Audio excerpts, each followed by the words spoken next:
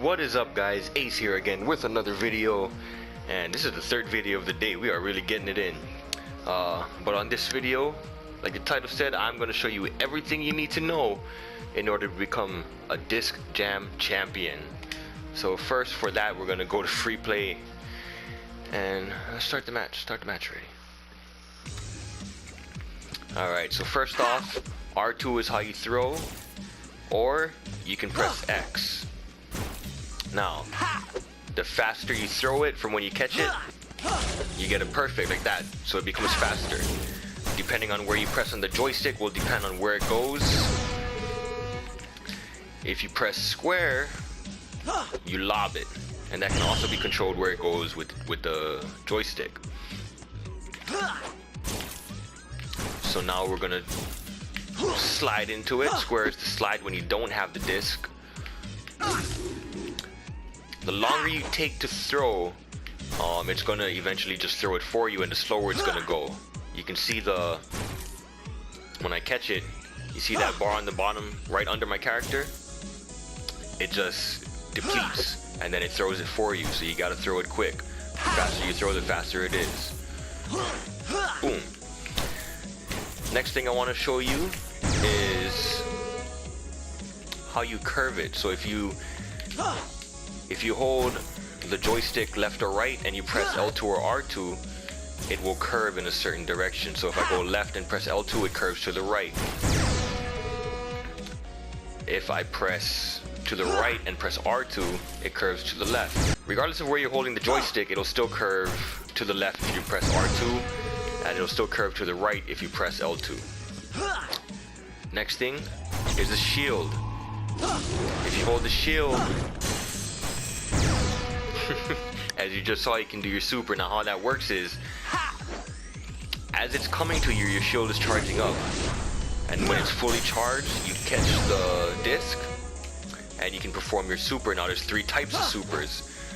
The one you just saw me do is if you press R2, it goes against the wall real fast, hard to catch. The next one is if you press X, it does your zigzag super, whichever one you have set. And oh, sorry, wrong one.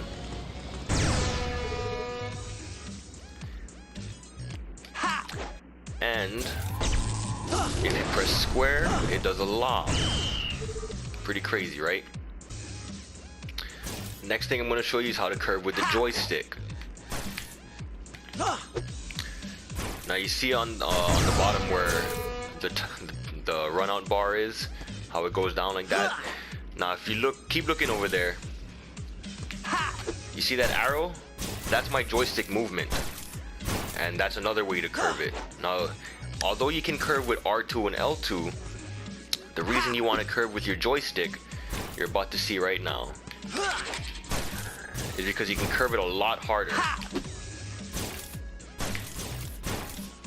And that's really good for throwing your opponents off.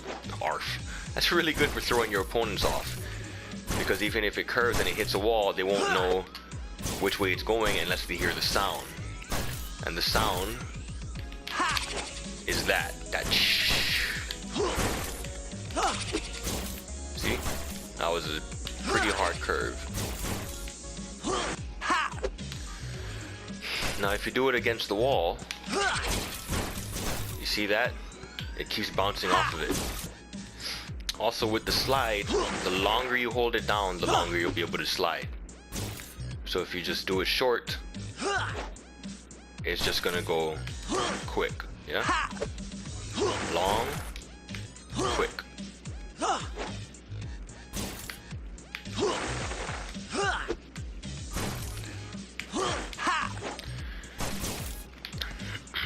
Now when you do slide to catch the disc,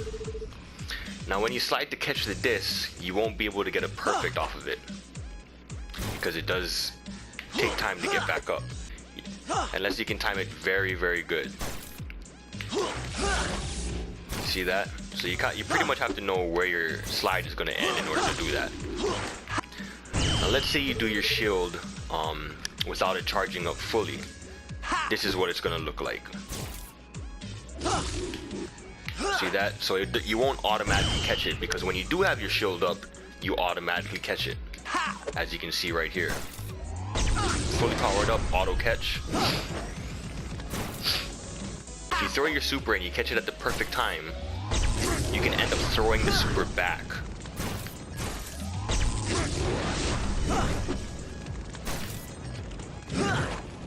See that? One more time. The longer you do it, the faster the super becomes. So it'll be considerably harder to catch. Now what that's called is juice. And even in normal throws, you can still get juices off of it. If it's consecutive perfects, that's pretty much what juice is. So I'm gonna try and show you that now.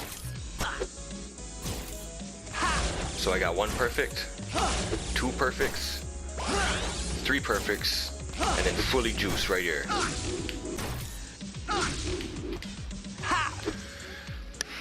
Now let's say you use your shield to deflect the juice, right? We'll get 1 perfect, and then we're gonna shield it, and then do it again.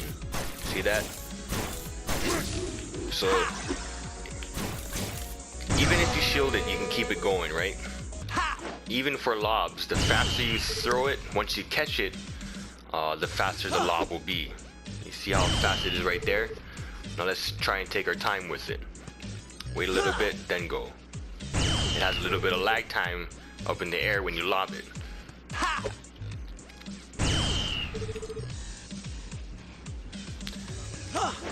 So you want to be careful of your timing of when you press the throw buttons or the lob button. You want to be careful of where you're throwing it, whether it's left or right. Also, you want to be careful where you're lobbing it, which could even be back there, or it could be closer to the net, like right here.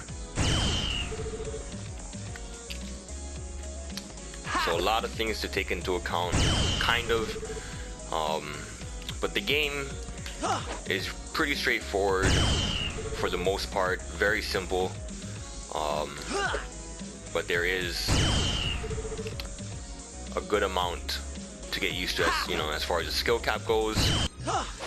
And one thing, and also to get your super, is on lobs. Now I can't show you in here because it won't lob it to me, but I will show you a clip of some gameplay, and hopefully I can get the super off on someone. But how it works is, when someone lobs it to you, a circle is gonna appear, right? Like you see the circle where it lands? That white circle is where you want to be. Now if you can manage to be in there long enough, just like how when you hold your shield, you power up. And if you can power up long enough, you'll get your super, just like how when you use your shield.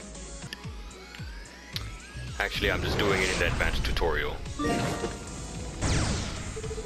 So notice, even if I don't throw it myself and I just let the timer go out, the super still remains active. And it's just as fast as if you were to throw it yourself. Also, as you can see here, there's different types of supers. So different forms of zigzagging, circling around, stuff like that.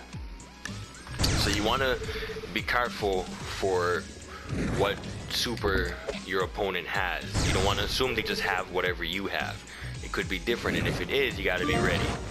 It would be kind of hard to get ready without seeing them do it first. So after the first one, you'll know, but the first one you'll probably have a hard time, so there's nothing you can really do about that. Let's say you're close to the net.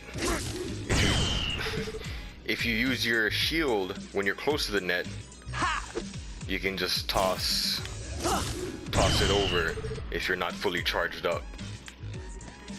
And that's called a stuff block. Or a stuff toss. Stuff block, I think. And with all that being said, I hope you learned something. That is everything you need to know in order to become a Disc Jam champion. If you enjoyed the video and you learned something, hit that like button, subscribe, and as always, I'll catch you on the next one. Peace.